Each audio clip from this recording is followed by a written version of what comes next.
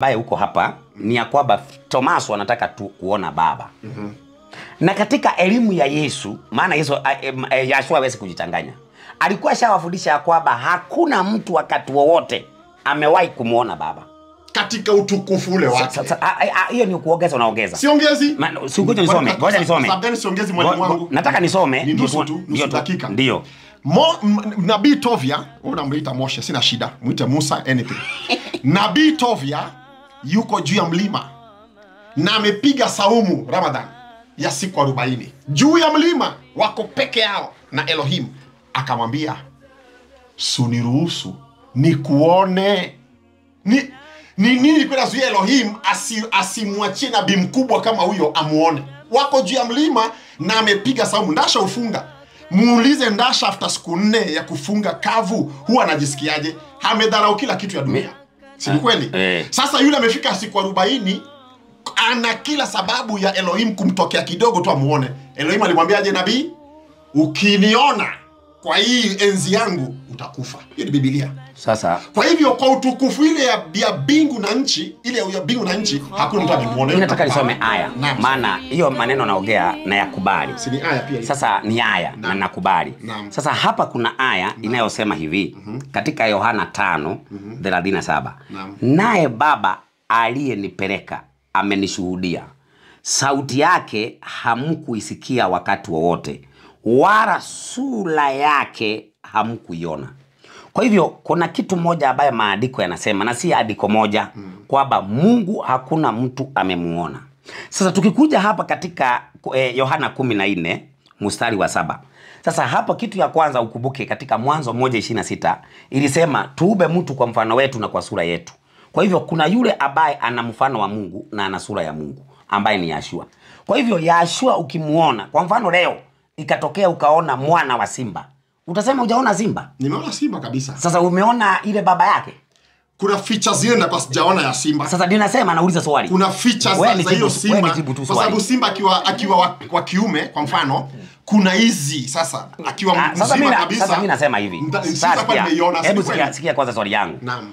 Akitokea ametoka hapa mwana wa simba. Naam. Utasema umeona simba au mwana wa simba? Akiwa mdogo. Ndio, awe mdogo awe mkubwa. Akiwa mdogo nasema nimeona mwana wa simba. Si simba. Si simba.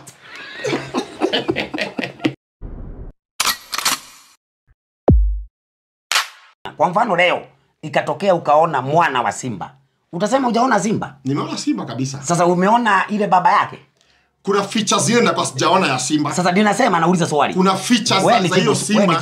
Kwa sababu simba akiwa kwa kiume kwa mfano, kuna hizi sasa akiwa mzima kabisa. Sasa mimi nasema hivi. Hebu sikia kwanza swali yangu. Naam. Akitokea ametoka hapa mwana wa simba. Naam. Utasema umeona simba au mwana wa simba? Akiwa mdogo. Ndio, awe mdogo awe mkubwa. Akiwa mdogo nasema nimeona mwana wa simba. Si simba. Si simba. Kwa sababu kuna enzi, kuna miaka itafika mwalimu Ndasha, huyu simba wa kiume hizi nini huwa hajatoa. Twaje?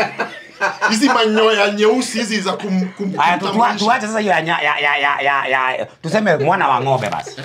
Ukiona mwana wa ng'ombe, umeona ng'ombe? Ninataka nimeona ndama.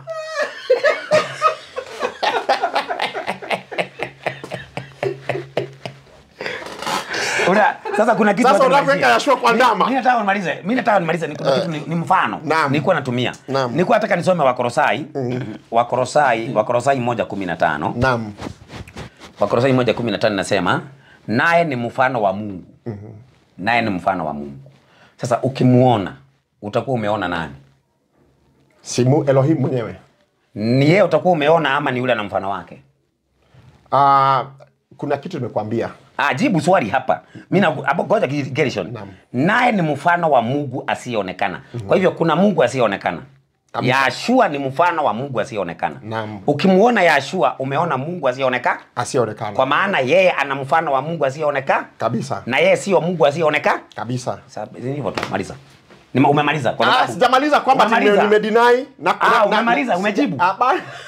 Gershon umejibu. Unanisukuma kwa shingo ile sitaki kuingia. Kuja kwangu sasa. Nimeenda kwa muktadha kwa tafsiri yako. Na nimekuambia hivi. Sasa ile kwa Kibirania basi unikoroge huko kwa lugha. Sikukorogi. Unajua msitu yake ni tafsiri ya Kiarabu ya lugha. Mimi kuna aya moja ya Qur'an nimeishika kabisa. Na nikaishika mpaka kwa Kiarabu na nilichukua time nielewe. 33:71. Qur'an soma. 33:71. Ayu annas kuisome kwa Kiarabu na Kiswahili. Ayu annas aladhina amanu itakwala wakulu kaulan sadida. Sinasema hivyo? 3:71 Qur'an. 71. Naam. Inasema hivi. Naam, soma Kiarabu kwanza. 70. A'udhu billahi minash shaitani rajim. Ya ayyuhalladhina amanu ittaqullaha wa qulu qawlan sadida. Tafsiri nasema aje? Enyi mlioamini. Naam. Mwogopeni Mwenyezi Mungu. Naam. Na semeni maneno ya haki. Ya. Mimi nikisimama hapa mbele ya Ndasha sitaki kuongeza chochote changu. Hata nikimsomea Kibrania nimeiandika na tafsiri. Nimejifunza hii lugha mwalimu ndangu Ndasha 19 years. Huwezi underrate hiyo. Ni kama wewe sasa kuja kwako nifundishe Kikuyu, alafu bala nitulie naanza kuruka. Nani wanafaa kwa mwalimu mwingine si ni wewe? Umezaliwa kwa hiyo lugha na umejua hiyo lugha kwa undani wake. Naweza jifunza lugha. Kuna mali nimekupinga kwa lugha. Kuna mali nimekupinga. Nasema sasa ile umeniambia utaniletea ule ali. Ule nimekuambia yule kwa sababu vile ujasiri umetoa wa kueleza anadanganya ndio nikasema nitakuletea umfundishe. Okay. Sikukuwa na kukataa. Iko sawa hapo. Sasa nilikuwa natoa nukta hii. Sasa unajua tuko kwenye kipindi cha maswali alafu muda tuko karibu maswali ya wanaosikiliza. Leo tutachukua maswali ya wanaosikiliza kwa sababu pia nafasi ni ndogo. Naam. Labda tuweke siku na muwatangazie kwamba siku fulani tutakuwa tunaenda hewani kwa ajili ya maswali. Kwa ajili ya pia maswali. Tusiwe tunatoa mada ndefu. Sasa kidogo nichukue kipaza sauti. Naam. Sasa nimemuuliza Ndasha maswali moja lakini nikawa nimeligawa kama mafungu matatu. Okay. Na ni picha tu nilikuwa nataka kutengeneza ambayo pia imeleta huu mjadala. Sasa kuhusiana na huyu Yesu Isa, msimamo wetu kama Waislamu ndio nilikuwa natarajia pia naye anihoji kulingana na Qur'ani. Na mimi nimjibu. Kama kuuliza swali ni kujibu ya jibu. Sijampa nafasi ya kuniuliza. Kama alikuwa anauliza labda alikuwa anauliza juu kwa juu, lakini kuna utaratibu labda wa kuniuliza. Lakini kabla hajaniuliza swali, mimi nilikuwa nataka niulize swali kuhusiana na maandiko ambayo yanapatikana katika Yohana 17:6 kama sijakosea. Kwamba jina lako 5 17 Yohana 17:11. 17:11. Jina lako ni mwadhihirisha twale sidhani. Sio hilo. Jina wale ulionipa. Mstari wa 9. 9 Hebu angalia hapo. Na uhakika. Angalia vizuri. Jina lako ni mwadhihirisha watu wale ulionipa katika ulimwengu. Walikuwa wako ni 6. Hiyo 9 pengine ni 6. Ni 6. 17:6. Nimeonyesha jina lako. I have revealed your name to the man whom you gave me. To men whom you gave me, samani. Out of the world. They were yours and you gave them to me. And they have guarded your word. Sawa, na jina lako amelishika. Naam. Sasa hili jina ambalo Yesu alikuwa anadhihirisha. Maana kudhihirisha ni kwa maneno au kwa vitendo. No, tunataka utueleze hapo. Jina hili Yesu amewadhihirishia wale aliopewa na Mungu. Walikuwa ni wa Mungu akapewa yeye na na neno lake wakalishika. Ni jina lipi hili? Ndio nilikuwa nasema pale mwalimu wangu Ramadhan. Mwokozi ashasema wazi. Tunaona hapa ni 17. 5 40 na 40 41 42 anasema nimekuja kwa jina la Baba. Sasa muktadha hapa Yashua anaongea na watu ambao walikuwa na elimu ya jina la Baba.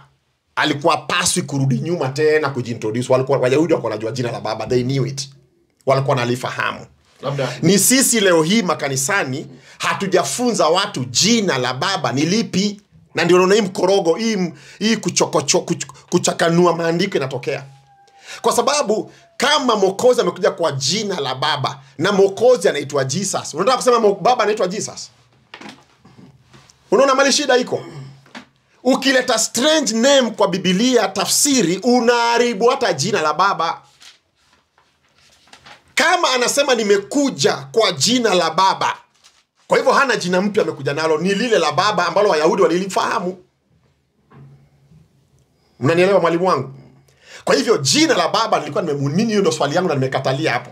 Ndasha hiyo ndio itakuwa swali yangu kwake. Kama Mwokozi amekuja kwa jina la Baba, ni lipi? Na kama jina la Baba atalitaja, ni hilo ndio la Mwokozi.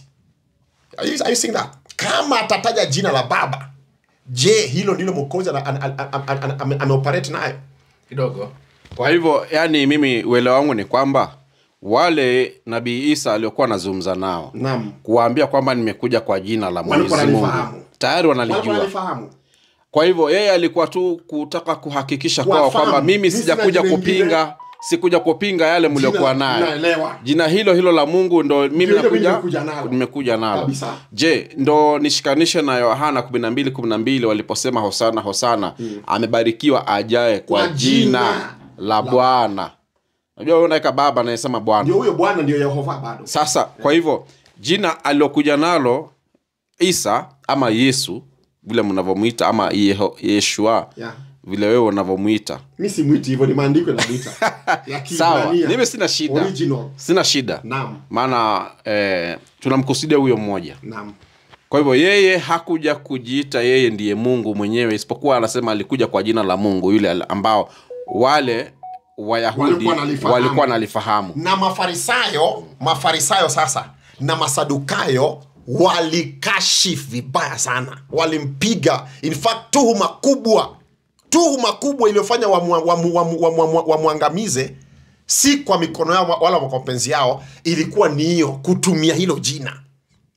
Wakasema unajilinganisha na Baba na wewe ni mwanadamu. Unaona kitu ilifanya wakamshtaki ya kwanza, na wakampeleka wakamwangika ya kwamba wewe ni mwanadamu, damu na nyama, na unajitoshanisha na. Akasema hapana, sijapora chochote. Wafilipi nasema hakupora Elohim chochote. Hakumpora kwa kufanana na yeye, hakumpora chochote. Sasa swali, na wala hakukufuru vile Qur'an nasikia nasema hapa. Mimi swali ambalo nataka nikuwekee moja, alafu ni mruhusu niulize swali. Naam. Yohana 8:40. Kwa hii Biblia yako ambayo ni ya Kiebrania. 8:40. Naam. Je, Yesu amejiita Mungu ama amejiita mtu? Neno mtu hata tukienda tu straight away. Wewe soma andiko tu, wewe soma andiko. Isha ni moto. Tutakwambia. Ni moto. Kuna mahali kwa Kumbukumbu la Torati tunasema Bwana ni mtu wa vita. Hapana, si mtu. Ngoja kidogo. Neno kwa pale ni Isha. Subiri kidogo. Yes, naomba tusomee tu kwenye andiko kwanza. Unajua mimi sijui Kiebrania. Okay. Tusomee kwa Kiebrania. Kwa sababu hapo unajua unatuweza hapo kupitia Kiebrania.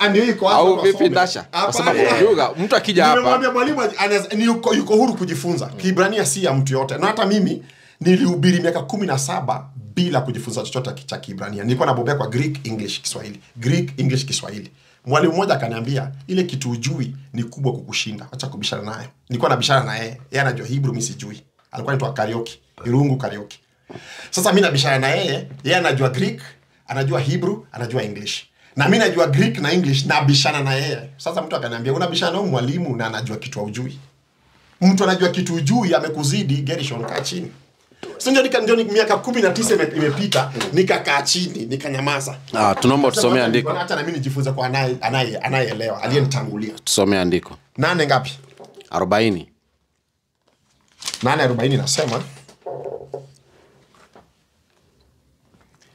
but now you seek to kill me, a man who has spoken to you the truth which I heard from Elohim.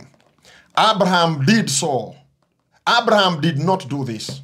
Hivyo tu 40 peke yake. Kwa hivyo hapa tunaona huyu anayezungumza ndio Yeshua. Kabisa. Yesu. Yeshua. Yesu ni ndani na anatumia. Yeye anajamala mokota leo jina mimi ametoka nayo wapi? Yeye anajamala mokota na Yesu. Jina ndio hii hapa. Unajua sasa Ndasha kiana jina Kamau kwa bank. Yeye ni Mkikuyu, sikatai. Mwambie ende kwa bank na ID imeandikwa Kamau Ngengi. Nione kama anatoa pesa kwa bank. Mwambie ende. Yeye anaitwa Gatiba. Kwa hivyo swali, huyo Yeshua, huyo anayesema Yeshua, ambaye Ndasha anasema ni Yesu, ndio anajiita kwamba mimi ni mtu. Maneno hayo ni sahihi ama ni sahihi? Ukisoma Kiebrania hapa inasema ish. Ish ni moto. Unaweza huwa moto. Sasa hebu tusomee kwa Kiebrania sasa bila kuongeza maneno ya Kiingereza. Utufafanulie kidogo. Neno ish, unaona mali Deuteronomy wanasemaga ati mimi ni mtu wa vita. Kwa Deuteronomy inasema Bwana ni mtu wa vita. Yeye ni moto ulao. Kuna mali inasema mimi ni moto ulao. Hiyo neno moto ni ish. Na ish inaweza maanisha mwanadamu ama moto. So wakati uelewi Kiebrania utadhani Mungu anazungumza ati mtu. Yeye ni moto kabisa, a consuming fire. Yeye ni moto ambaye inalamba. So isi mwanadamu, yeye ni moto inayolamba. Mnatafuta kuua moto, anauliza hivyo. Nyinyi mnatafuta kuua moto. Hawaulizi ni kama anawaogopa, anauliza kwa kushanga. Mnatafuta kuua moto. Kwani moto uuliwa? Hiyo ndio mawazo yao. Unajua kuna vitu vingine. Wao walimuona kama binadamu, lakini yeye anajieni moto ulao. Sasa anawauliza, nyinyi mnataka kuua moto. Moto ile iliteketeza. Kwa hivyo kichaka na kuteketea. Mnataka kuiua. Nyinyi mnaweza kuua moto wa Mungu. Sawa. Kwa hivyo kwa ufupi, maneno yale yote ambayo yameandikwa kwenye tafsiri hii na hii kwamba Mungu ni mtu wa vita ni ya uongo. Biblia nataka mwalimu wangu aelewe na wewe pia. Biblia kuna 31,102 verses. Na nishaweka hapa parwanja. Verses 12,000. Hizo si verses kidogo. Verses 12,000 zilikuwa doctored. Nikitumia neno doctored, kila mtu anaelewa vizuri. Zimetoa mikono. Zimetoa mikono, bado ni Kiswahili ngumu. Zimevurugwa kimakusudi. Natumia hilo neno kimakusudi na Roman Catholic. Wamevuruga 12,000 verses out of 31,102. Roman Catholic wamevuruga 12,000 verses. Hizo ni nyingi mwalimu wangu bana. Na ni rahisi kudivert mtu in the direction fulani. Kwa hivyo kwa ufupi 12,000. Kwa hivyo ikiwa hizi ni 31,000 verses 102. Sawa. 12,000 tuseme ni almost half. 12,000 ni a third. A third. Kwa hivyo tuseme a third of this whatever is here ni moshi. Wamechakachua. Tafsiri si original. Tafsiri siongei hapa. Naongea nimekutajia hii. Kwa hivyo ni moshi. Ni moshi. Sasa tutasemaje? Elohim anatoa onyo Kumbukumbu la Torati 4:2. Usiongeze. Sawa. Mfano rahisi sana. Na nataka mwalimu anisikilize. Mwalimu Ndasha. Elohim amesema msiue. Swali mwalimu, wanaua ama waui? Wanaua. Elohim amesema msiibe. Wanaiba waibi? Wanaiba. Elohim amesema msiabudu sanamu. Wanaabudu sanamu, waabudu sanamu. Zinaabudiwa tena sana. Elohim amesema usivuruge neno langu. Nataka nikuambie Elohim ashivo milele walivuruga hii maandiko. Walivuruga 100 juu ya 100, nimekuambia kabisa. Na nimekuhesabia verses zile Waibrania ambao wameingia kwa Masaya wamechambua 12,000. Sitaki nizungumze sana kuhusu hayo. 12,000 verses zinaharibiwa. Ila kufanya usawa. Kwa nini zinaharibiwa? Ili doctrine ya Catholicism. Doctrine ya Catholicism isikosolewe. Isikosolewe. Na hizi maandiko zote unaziko hapa hizi ni za Catholic. NIV ametafsiri bado kwa Catholic. NIV ni ya Baptist, ametafsiri kwa Catholic. New World Translation ametafsiri kwa Methodism, bado ni ya Mkatholiki. Watu hawajatoroka Moshi ya Babeli, bado watu hawajatoroka. Na ndio tunatoa wito watu warudi sasa Israeli. Sawa. Tukiwa Israeli, Zayuni, Yerusalemu, tutaona majina bandia, tutajua mistari ambazo zimechakachuliwa, na ndio hizi nyinyi mnabobea nazo kwa miadhara. Unajua nyinyi Waislamu mnabobea kwa Biblia kwa zile verses zimechakachuliwa na Catholic. Mazinge anawika Tanzania kwa sababu anasoma aya zilizochakachuliwa na Catholic. Shafi na Dr. Sule wanawika Tanzania kwa sababu wanasoma verses zilizochakachuliwa na Catholic. Kinyogori na sijui nani hao wengine, kina Anwar Sheikh Ndeda, Sheikh nani Ibrahim wanawika hapa Kenya. Zakir Naik anawika kwa sababu anasoma verses za Roman Catholic zimeharibiwa. Sisi tunajua kwamba hivi, ngoja nikupe andiko katika Qur'ani, sura ya 11:110. 11:110 inasema hivi. Nasikia unajitahidi kuhifadhi Qur'ani. Inasema hivi. Na kwa yakini tulimpa Musa kitabu, lakini zikatiwa hitilafu ndani yake na hawa wafuasi wake kwa uzushi wao. Tulimpa Musa kitabu, lakini kikatiwa hitilafu. Naweza kubaliana na Qur'an kwa sehemu, kwa sababu pia rabbis kwa kiburi yao walikuwa na kiburi pia. Hiyo ataficha. Rabbis kwa kiburi yao walianza mpaka kutoa jina la Baba bila ruhusa ya malaika. Wanasema jina la Baba haifai kwa maandiko, kwa sababu ulimi yetu, ati ulimi yangu na andasha, huwa tunatongoza wanawake. Na saa zile tendo la ndoa linaendelea, kuna maneno wanaume utajiana wanawake wakiwa kwa vyumba vya kulala.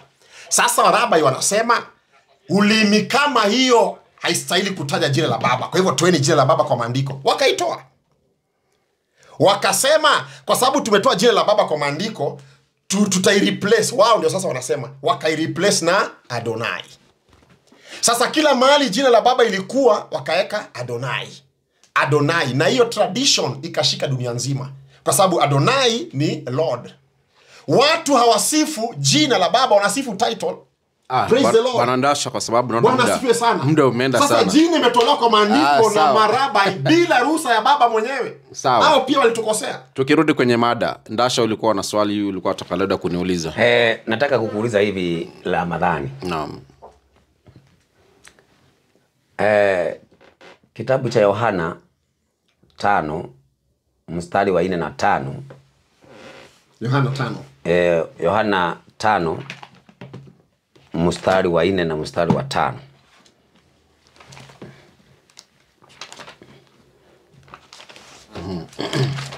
Waraka wa kwanza Yohana. Waraka wa kwanza.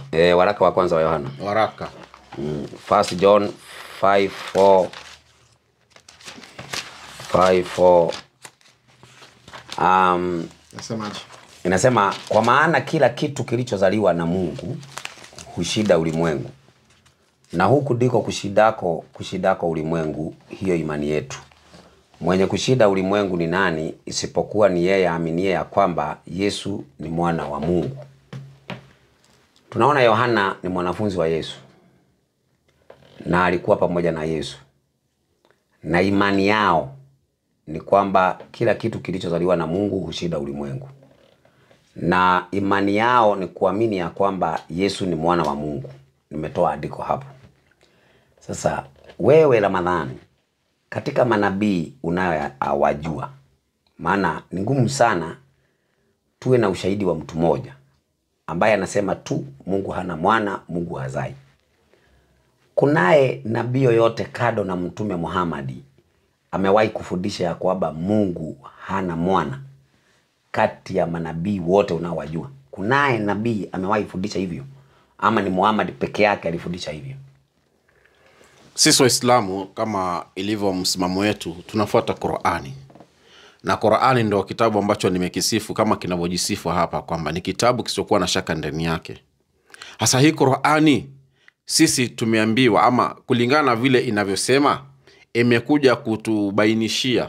Mimi sijauliza swali. Nakuelezea ndo nikujibu. Kabla sitaki maelezo, sikia. Sasa sisi tunaamini, nisikilize. Ramadhani, ngoja kidogo. Mimi sijauliza Qur'ani, mambo ya Qur'ani. Mimi nimeuliza ameenda kwa Rasul Street. Naomba na swali imeenda shule. Mimi kwa manabii wote duniani. Maana kuna mwingine anayeunga Muhammad mkono. Maana kulingana na imani ya Kiislamu ni kuamini vitabu na kuamini manabii. Kwa hivyo huwezi kusema kwamba ninaamini Qur'ani tu. Huwezi kuwa Muislamu. Muislamu lazima uamini vitabu na uamini manabii. Sasa vitabu hivyo unavyotaka nikwambie. Wewe sasa swali nishakuelewa. Sasa niambie, kuna nabii yoyote katika manabii wa Allah amewahi kufundisha Mungu hana mwana? Ndio, sio. Na hakuna aliyefundisha Mungu ana mwana. Hakuna aliyefundisha Mungu ana mwana. Kwa hivyo huyu mwanafunzi wa Yesu Yohana ni muongo. Ni uongo huo. Basi. Sina swali lingine basi. Ni moshi. Najua wewe nilikuwa nataka nikulete polepole. Nilikuwa nataka nikulete polepole ndo nisije nikakuumiza kwa maneno. Hapana, mimi hata sijaumia. Lakini nisikilize sasa kwa sababu wewe ni msomi na kuna watu wengine walikuwa wataka pia kujifunza kwa swali lako. Ni kwamba huu wote ni uongo. Sikiliza Qur'an inavyosema sasa. Qur'ani sura ya 18. Narudi pale pale. Nilikuwa nimewasomea na nikafika sehemu fulani nikasimama. 18 inasema hivi. Narudia tena. Bismillahirrahmanirrahim. Sifa zote njema zinamstahikia Mwenyezi Mungu ambaye amemteremshia mja wake Nabii Muhammad kitabu hiki kitukufu, wala hakukifanyia kuwa na upogo, yani tenge, kimetengenea vizuri ili kiwaonye watu adhabu kali itokayo kwake Mwenyezi Mungu, na kiwapa habari njema wale wanaoamini ambao wanafanya vitendo vizuri ya kwamba watapata malipo mema, wakae humo katika malipo hayo milele, na kiwaonye wale wanaosema Mwenyezi Mungu amejifanyia mtoto. Kwa hivyo kama ni onyo na manabii waseme Mungu ana mtoto, pia nao watakuwa naonywa. Lakini hatujaona nabii yeyote katika Qur'ani aliyefundisha. Qur'an ndio kitabu chetu. Huwezi kunitoa. Sikiliza, sijamaliza. Sikiliza utamu. Wao hawana elimu juu ya jambo hili, wala baba zao hawana ujuzi juu ya jambo hili, ila wanajisemea tu. Ni neno kubwa hilo litokalo katika vinywa vyao nyinyi. Hawasemi ila uongo. Sasa mimi kukuambia Biblia ni uongo ndo ukweli. Unaposema Mungu ana mwana, sikiliza, umeuliza swali, mimi nimewachia mkaongea. Unaposema Mungu ana mwana, huu ni uongo. Ni maneno. Narudia mpaka izame. Narudia mpaka izame. Ushajibu sasa, ni ngoja niongee na mimi. Maana sasa jibu lako. Sasa wewe kushida sasa ukiongezea kachubali na roiko, ushajibu jibu ni kwamba huo ni uongo. Hiyo ni jibu. Hata uongea mpaka usiku. Nisaidie na. Iko hivyo, ngoja kidogo kabla hujasema kusaidia. Unajua hata mimi naweza sema hayo umesema hapo ni uongo. Kwa imani yako unaweza kusema. Sasa tukifanya hivi hatusaidiani. Maana nikisema ukiongea kitu ni uongo na mimi nikiongea ni kitu ni uongo, hata mkutano na haya hapa ni bure, haina kitu kinasaidia. Inatakikana kama unasema ni uongo, unajibu hoja. Uongo utajulikanaje ni uongo? Mimi kitu ya kwanza Kenya najua ni ya kwamba ili tujue mtu ni muongo, lazima tushuhudie kwa mashahidi wawili au watatu. Sasa mimi nina katika Biblia nimesoma Yohana anasema Yesu ni mwana wa Mungu. Yesu mwenyewe anasema mimi ni mwana wa Mungu. Mungu mwenyewe anasema. Hebu nipe hilo andiko. Nitakupa haya nimalize. Mimi naomba hilo andiko. Subiri. Nakubaliana na msingi ya sauti moja hata kwa Qur'an. Kuna wakati Fatma alienda kudai fedek kwa Abubakar. Abubakar akasema ndio tujue fedek ni yako. Alitumia neno leta mashahidi. Hakusema leta shahidi. Leta mashahidi. Na hadithi nasema akaleta Umi Ayman, ndio yule mama alikuwa anamtuza Rasulullah. Akaleta Ali, akaleta Hassan na Hussein. Hao mashahidi wangapi? Watatu. Abubakar akasema wewe unatetea hawa ulikuwa unalea baba yake, wewe tumekataa ushahidi wako. Wewe ni bwana yake, tumekataa. Nyinyi watoto wake tumekataa hizo mashahidi. So kuleta nayo muktadha hapa ni alileta mashahidi wangapi? Watatu. Sasa mimi pia ndio nikubali una dismiss uongo. Bible school inasema hakuna stool ya mguu moja, hakuna. Tunaona ndio hii hapa ina mguu 4. Mimi ndio nikubaliana na wewe kwamba ni uongo. Useme tu ni uongo. Leta nabii mwingine at least hata mmoja extra. Hiyo Bible school lienda hiyo. Inasema hakuna stool ya mguu. Pia kusema hiyo wanasema uongo. Unajua kwa mfano la Ramadhani. Hii meza ina miguu mingapi? Hatujasema meza, nimesema stool. Hii hata ina mguu. Hii si mguu hii. Nimetumia neno gani? Anaga stool. Nionyeshe stool hata zile za Wajaluo zina mguu ngapi? 3. Nitakuonyesha. Nionyeshe stool. Nitakutafutia. Ya mguu moja. Nitakuonyesha. Alafu mimi ni kitu naamini ni ya kwamba hii Qur'ani si ya Musa, si ya Daudi, ni Qur'ani aliyopewa Muhammad. Kwa hivyo maneno yako hapa yamekuja kwa Muhammad ndio yaje hapa. Sasa mimi nina shida naye. Na ili shida hii nitoke ni ya kwamba mnasema mna manabii 124 haizuru. Sasa kunaye nabii hata kama amenukuliwa na Muhammad amewahi kusema hata nabii fulani nabii fulani amewahi kusema Mungu hana mwana. Kwa mfano Qur'ani inasema Ezra Wayahudi walimuita Ezra mwana wa Mungu. Wakristo wanamuita Isa mwana wa Mungu. Sasa kwa Wakristo kusema Isa ni mwana wa Mungu, Muhammad aliletwa ili aje awaonye Wakristo wanaodai kuwa Yesu ni mwana wa nani? Wa Mungu. Wale waliosema Ezra ni mwana wa Mungu walisema Wayahudi huko. Sasa kuna manabii wengine waliokuja kuwaonya Wayahudi waliosema Ezra ni mwana wa Mungu. Mungu alinyamaza mpaka Muhammad akaja ndio akuje kusema hawa watu wanasema Yesu ni mwana wa Mungu ni uongo. Sasa naomba nabii mwingine katika kitabu chake kama unacho, kama unasema sina. Sina. Basi sasa hiyo ni usiende mbali. Hivi kwa mfano na mimi nikuulize. Uliza. Hivi Qur'an nasema Wayahudi walikuwa wanasema Ezra ni mwana wa Mungu. Maneno haya unakubali? Mimi nakubali. Una kitabu kinachosema ndani ya Biblia popote kwamba Ezra ni mwana wa Mungu? Sasa labda uniambie kama Qur'an ilitoa wapi. Sasa wewe umesema unakubali haya. Sasa mimi ndo nikakuuliza. Sasa kwenye kitabu chako anafahamu kwamba hiyo aya unasema kwa Qur'an ipo. Hiyo ndio amesema. Sio kwamba naikataa. Imeandikwa. Lakini huna uhakika kama walimuita. Mimi. Sasa hiyo ndio unaona nasema Qur'ani na uongo. Wayahudi. Una ushahidi kwamba hawakumuita Ezra mwana wa Mungu? Mimi sina hiyo ushahidi wa huko. Ndio mimi nauliza Qur'ani. Kwa hivyo sisi, kwa hivyo mimi na wewe kwa Biblia hakuna mahali Wayahudi walimuita Ezra mwana wa Mungu kwa sababu Ezra ni kohanim. Ezra alikuwa ni kuhani. Lakini kadri na Biblia bwana hakuna vile kuhani angekuwa tena ataitwa Mungu na makuhani wenzake. Alikuwa ni kuhani Ezra.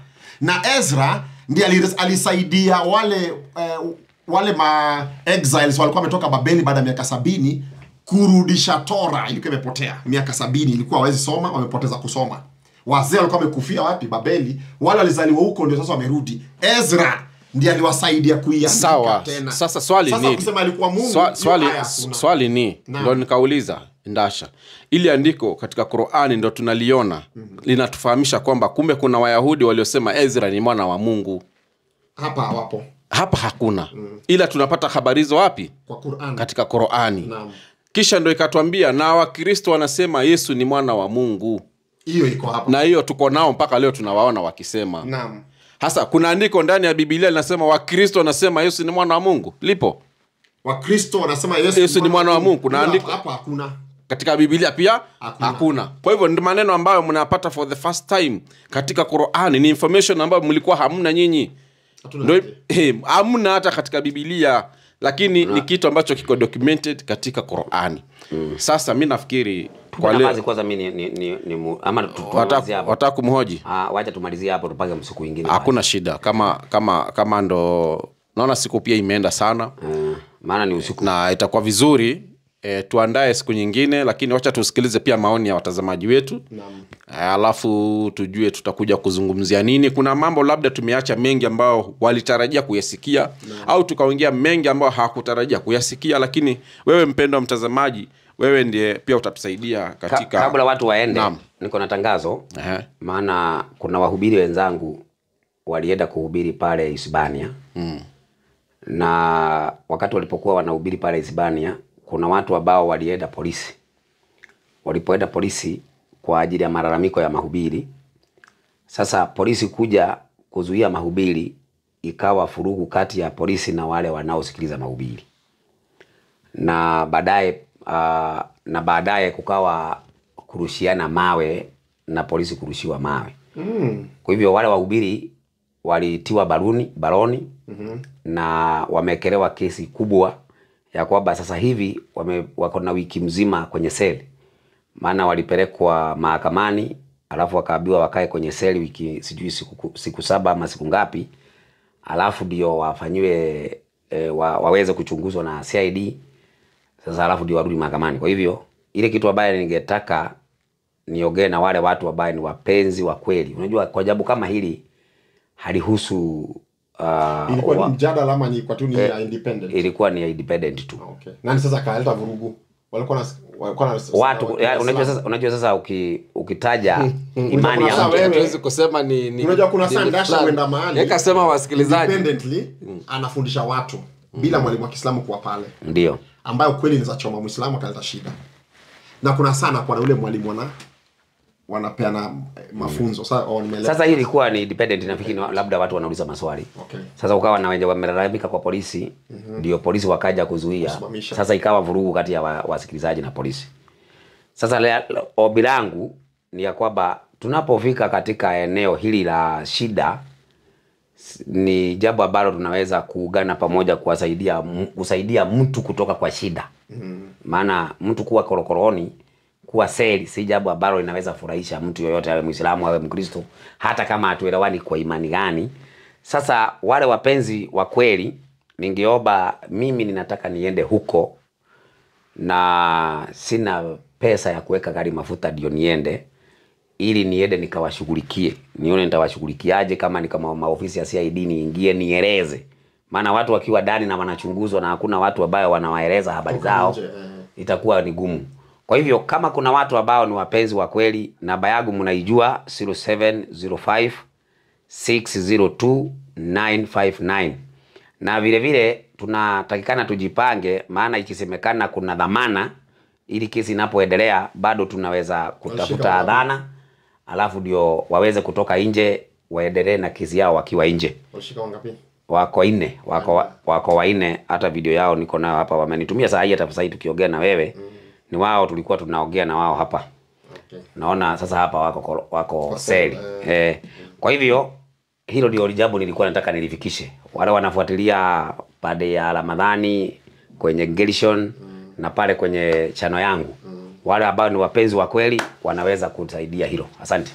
Naam, asante. Sina la ziada, mpendwa mtazamaji, mpaka kipindi kijacho. Tutajitahidi pia kusoma comments zenu, na kama 2 3. Lakini sasa muda nao hauruhusu kabisa. Muda umeenda sana.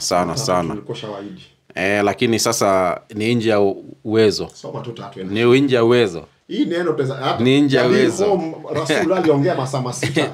Lakini sisi sio rasul. Moses alikaa jangwani watu siku 3. Lakini itabidi tuandalie naomba tutasoma kwenye nani, maana Nasha ndio akona simu atasoma comment, lakini mimi nilikuwa napendekeza tu tutazisoma, alafu tutakuja kwenye kipindi kingine. Na nyinyi kwenye page zenu pia mtaweza kutangaza kama tutakuwa na kikao kingine. Alafu tutaanza na kujibu maswali. Kuliko mada, tutaingia kwenye maswali ya one on one, pia kuchukua maswali yao. Kama watakuwa na muelekeza Ndasha, anajibu na sisi tunachangia hivyo. Kwa hivyo wabillahi tawfik. Assalamu alaikum warahmatullahi wabarakatuh.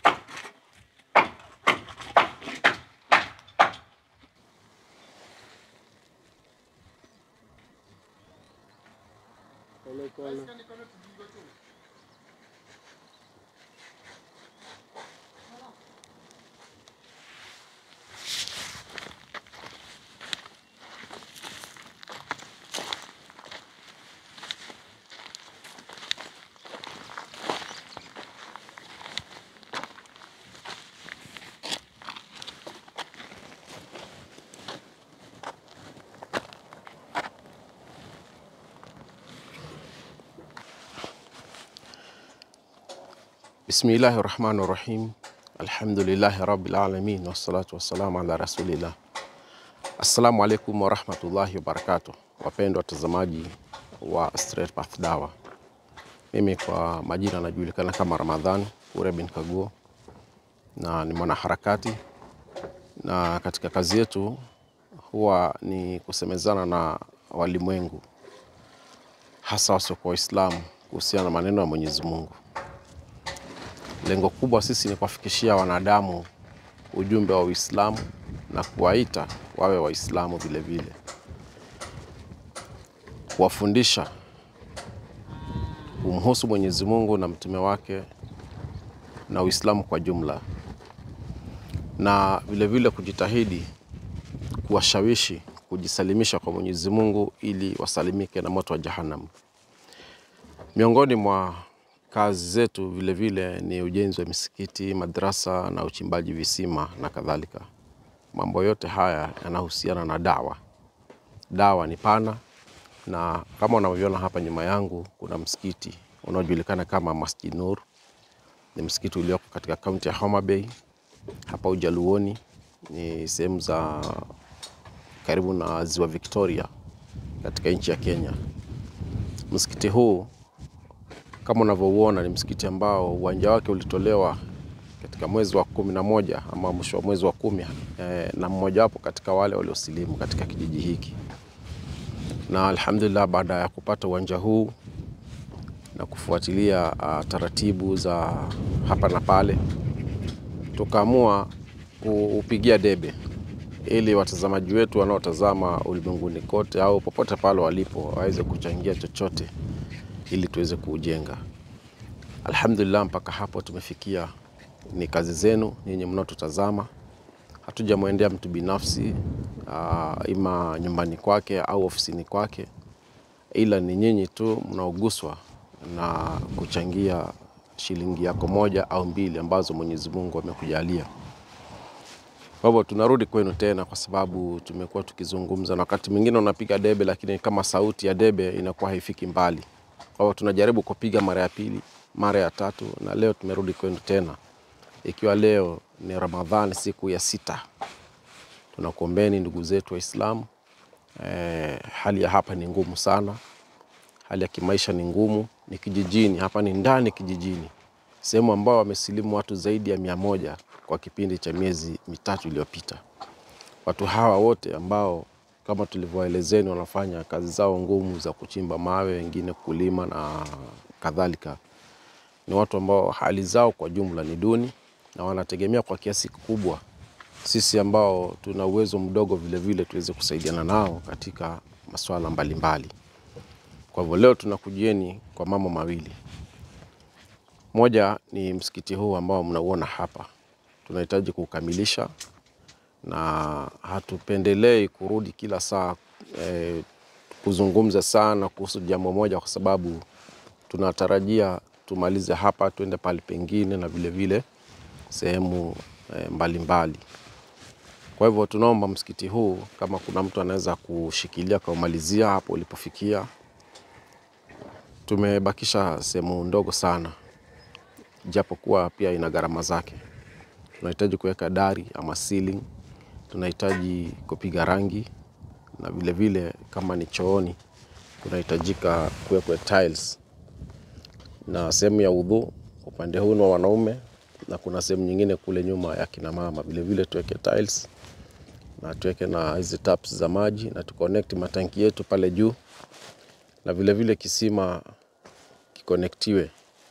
Tukishaunganisha mabomba sasa maji yanakuwa yanapanda muda wote, na tuna imani kwamba maji haya vile vile kisima ambacho kimechimbwa na mmoja wetu kitakuwa ni chenye manufaa kwa wakazi wa eneo hili. Kama unatazama ukiangalia ni sehemu ambayo imekauka sana. Hata mtu ambao tulikuwa tukichota maji wakati tunajenga sasa umekauka, hakuna chochote. Bila shaka tutaweza kuonyesha hiyo picha. Maji yaliyobakia ni kidogo sana, na ni mbali tena huku. Kuna mashimo yamebakia maji kiasi. Kwa hivyo hapo ndipo wanakijiji wanapeleka mifugo wao kunywesha maji. Kwa hivyo ni hali ni ngumu kiasi, na tunatarajia mvua inaweza kanyesha muda wote. Jambo la pili ni kufuturisha. Hawa watu ni mara ya kwanza wengi wameingia katika dini. Kwa hivyo wanahitaji vile vile tuwafanyie iftari, tuwafundishe namna ya kufunga. Wengine hawajui kufunga kweli, au kuwapata ni ngumu, kazi nyingine ni mtihani. Lakini hivyo na tunawafikia moja anayepatikana, na wale wanaopatikana kwa pamoja vile vile pia tunawaendea, tunasemezana nao na tunajaribu kuwafundisha. Lakini hasa swala la kufunga sio somo tu unaweza kumpa mtu barabarani huko ukamwambia kesho Ramadhani imefika waanze kufunga. Kuna ahkam nyingi sana ambazo zinaendana na ibada ya funga. Watu hao usipoweka pamoja ukawafundisha kuna mambo mengi, ikiwa hata waliozaliwa kwenye dini mpaka leo wanauliza, shehe, mtu akifunga inatakiwa hivi na hivi na hivi na kadhalika, basi je, na hao waliosilimu juzi itakuwaje? Kwa hivyo tusichoke, tuendelee kusupport kazi ya dawa, mashehe waendelee kufanya kazi, kuingia vijijini na kuingia hata kwenye mitaa. Kwa hivyo tunaombeni kila mtu mwenye mchango wake. Juzi tulimchangia mgonjwa, alhamdulillah alisaidika, na sasa tunarudi kwenu tuweze kumalizia msikiti huu, na sio huu, kuna msikiti mwingine inshallah ambao unaendelea, lakini hatujaletea tu kwa sababu tunataka tuende step by step. Kwa hivyo huu msikiti inshallah hauko mbali. Kitazama mnara wetu kwa karibu kuisha, na mtu wa rangi vile vile naye anasubiria ipatikane rangi. Kwa hivyo kama kuna mtu ambaye anaweza kanunua rangi kama 20 liters, ile ndoo ya 20 liters takriban shilingi 15,400, anaweza kujitokeza.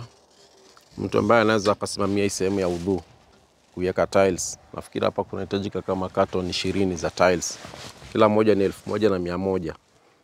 Ipatikane cement kiasi ya kubandika.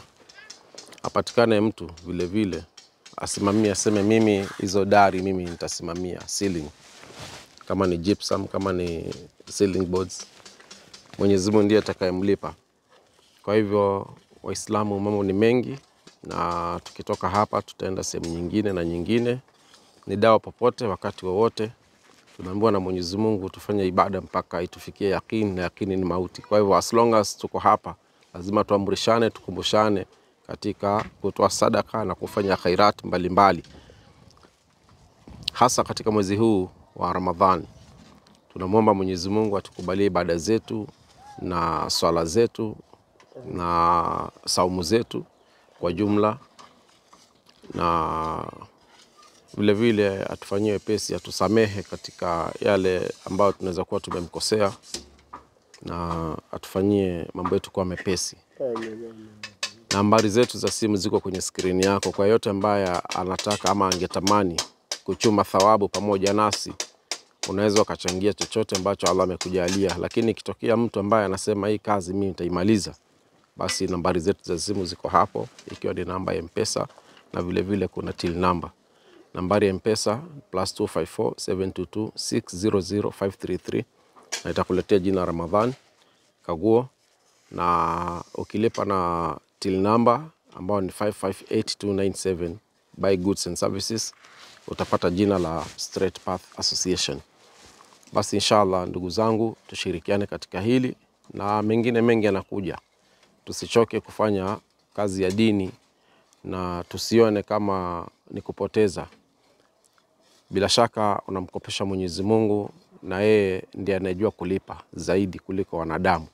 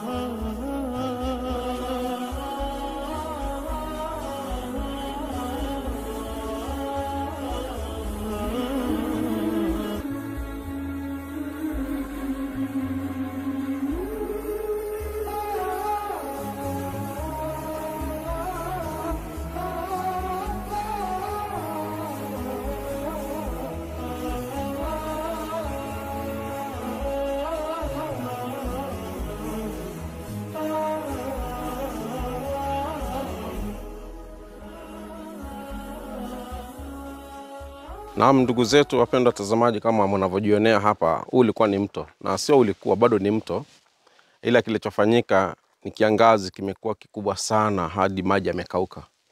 Ukitazama upande ule utaona kwamba hata ng'ombe wenyewe walikuwa kija kunywa maji. Kilichobaki ni haya maji madogo madogo ambayo yamejikusanya. Ilikuwa ni ile sehemu ambayo kidogo iko chini kama mashimo, lakini mto wenyewe umekauka kweli kweli. Kwa hivyo sasa hivi tunategemea maji ya kisima kidogo kidogo, na vile vile mengine tunatoa huku tunatumia kwenye kujenga. Ukiangalia hili bonde lote, kukinyesha huu ni mto, unakuwa ni mto mkubwa.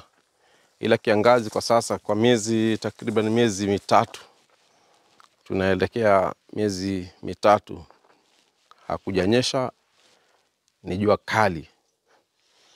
Na kufuatana vile Sheikh anavyoeleza ni kweli. Sheikh wangu vile anavyoeleza ni kweli, Sheikh Ramadhani.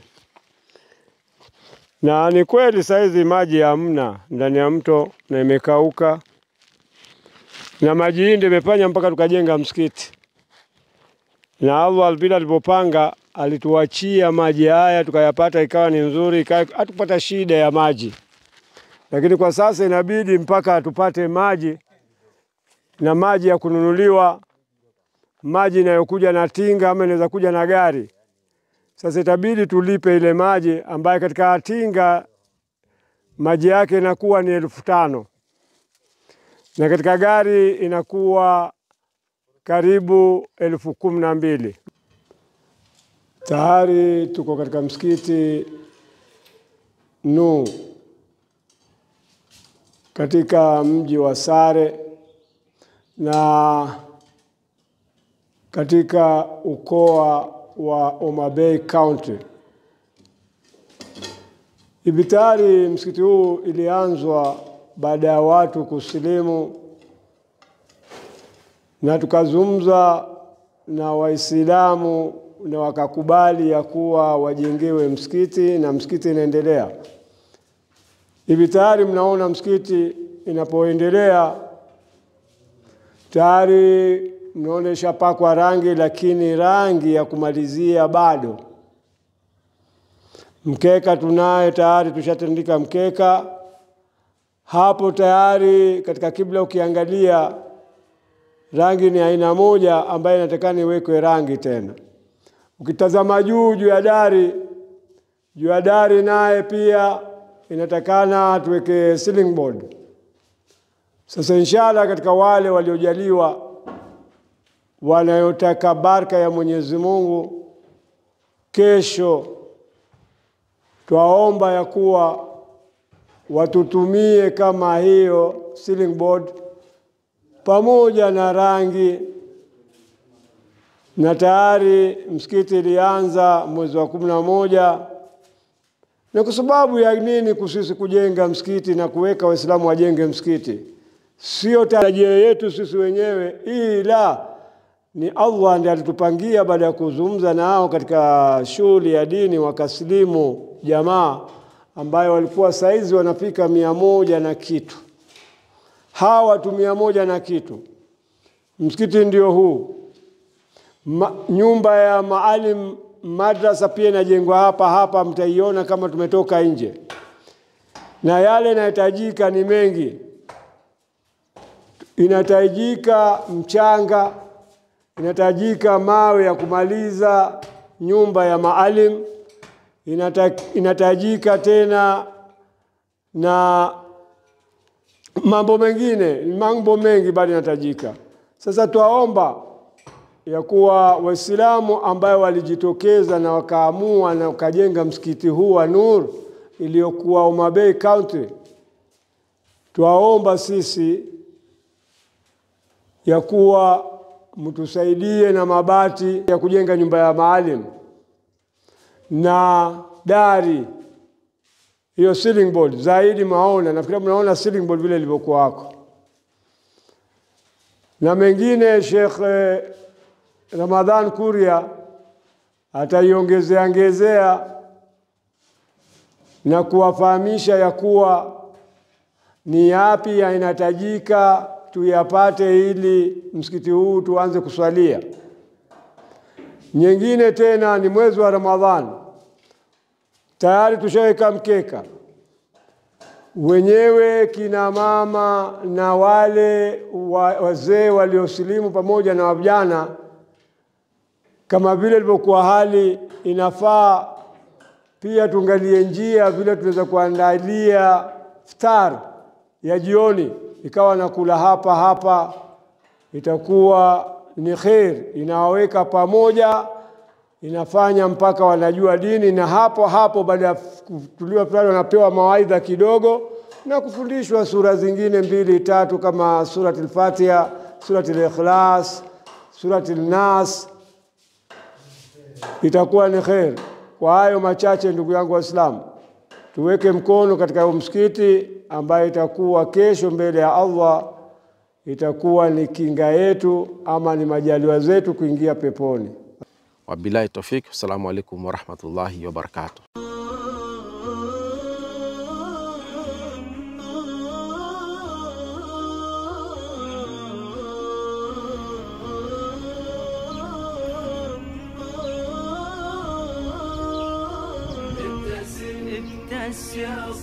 يا صديقي ابتسم فما أحلى تبسمنا وما أحلاه ما أحلى وما أسمى هناك تبسما منا متى نلقاه هناك الزهر والمطر هناك الشمس والقمر هناك الليل والأنسام والسحر هناك النهر والأشجار والثمر